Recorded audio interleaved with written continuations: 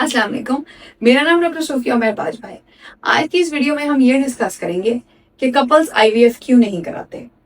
आज के दौर में 2025 में आईवीएफ एक ऐसा लफ्ज है जिससे तकरीबन हम सब लोग ही वाकिफ हैं।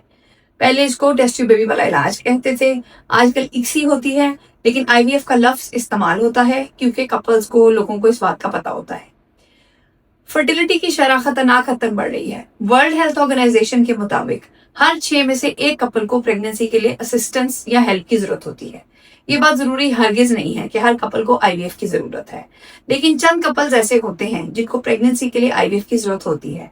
मैं ये बात एज ए डॉक्टर बहुत फील करती हूँ कि हमारे माशरे में इस इलाज की एक्सेप्टेंस बहुत ज्यादा अभी तक नहीं है।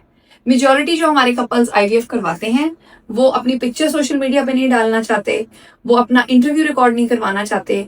जब वो सिजेरियन के लिए आते हैं तो वो हमें बार बार मना करते हैं कि हमारी फैमिली के सामने आपने आईवीएफ का जिक्र नहीं करना, क्योंकि लोग आईवीएफ को हमारे कल्चर में एक्सेप्ट नहीं करते। तो आज मैं आपको बताऊंगी कि क्या वजूहात हैं कि लोग इस चीज को एक्सेप्ट क्यों नहीं कर रहे हैं और लोग इस चीज को क्यों नहीं समझ रहे हैं कि हमें आईवीएफ की जरूरत है। एक औरत की उम्र अहम है, इससे पहले कि टाइम गुजर जाए हम आईवीएफ करवा लें। इसकी सबसे बड़ी वजह यह है कि लोगों को लगता है कि अपना बच्चा नहीं होगा, किसी और के अंडे, किसी और के जरासीम लेके हमारा इलाज किया जाएगा। अब हमारे मुल्क में शायद कोई एक आधा डॉक्टर जरूर इस बारे में बदनाम भी होगा कि वो ऐसा करता है, लेकिन मेजॉरिटी क्लिनिक्स में एथिकली इलाज ही होता है। एज अ कपल आपकी जिम्मेदारी है कि आप एक ऐसा क्लिनिक ढूंढे जो इस चीज की जिम्मेदारी ले, और अगर प्रिंसिपल को फॉलो करके आईवीएफ किया जाए, मजहब की बाउंड्रीज को फॉलो करके आईवीएफ किया जाए, तो एक औरत के अंडे और एक हस्बैंड के स्पर्म जो आपस में एक दूसरे के निकाह में हैं, उनके अलावा किसी और चीज को लेना मुमानियत होती है और उस प्रिंसिपल के ऊपर ही इलाज किया जाता है। दूसरी वजह ये होती है कि लोगों को लगता है कि बहुत तकलीफ दे है।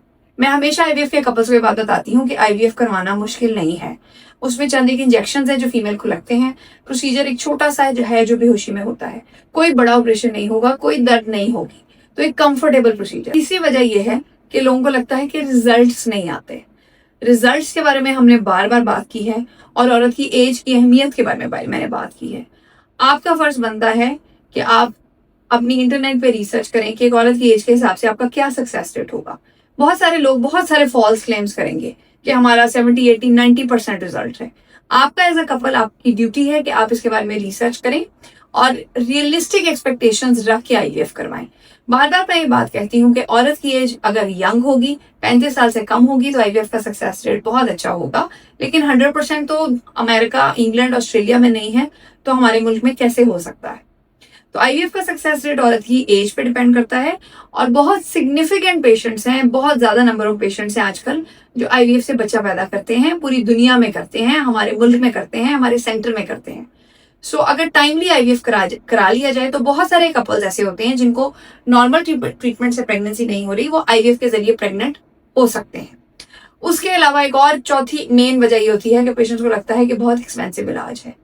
आईवीएफ के ट्रीटमेंट कॉस्ट के ऊपर मैंने काफी डिटेल वीडियो बनाई है।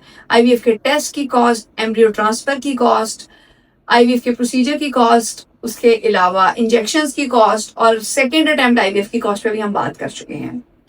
कुछ लोगों ने, एक दो लोगों ने उसके ऊपर काफी नेगेटिव कमेंट्स भी किए कि डॉक्टर्स बहुत लूटते हैं और इन लोगों को आखिरत याद नहीं है। सो देखें, आईवीएफ का एक प्रोसीजर है जो कोई कॉस्टली होता है, वो हमें कॉस्ट ही उसकी बहुत ज्यादा पड़ती है और पर आईवीएफ प्रॉफिट मार्जिन बड़ा लिमिटेड होता है।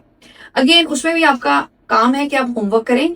जो डॉक्टर आपको लगता है कि एथिकल है और आपको लगता है कि जो एक रीजनेबल चार्ज है वो आपसे कर रहा है। वीडियो बनाने का भी यही मकसद था कि आपको ये पता चले कि रीजनेबल चार्जेस कितने होने चाहिए और जितने प्रैक्टिकली पॉसिबल हो सकते हैं। ये वो चार्जेस हैं जो मैंने वीडियो में बताए थे। तो आज की इस वीडियो को मैं समराइज करूंगी कि बहुत सारी ये वजूहात हैं जिसकी वजह से कल्चरली हम लोगों ने अभी तक आईवीएफ को एक्सेप्ट नहीं किया। हालांकि मैं एज अ डॉक्टर बहुत कपल्स देखती हूँ जिनको मैं देखती हूँ कि ये आईवीएफ कराएंगे तो ये ज्यादा चांसेस हैं ये कंसीव कर जाएंगे, लेकिन इन वजूहात की वजह से वो आईवीएफ नहीं कराते। अगर आपको मेरी ये वीडियो पसंद आई है तो मेरी वीडियो को लाइक करें, मेरे चैनल को सब्सक्राइब करें और मेरी वीडियो को शेयर करें। अगर आप चाहते हैं कि मैं किसी स्पेसिफिक टॉपिक पर वीडियो बनाऊं तो कमेंट्स में लिखें। Thank you.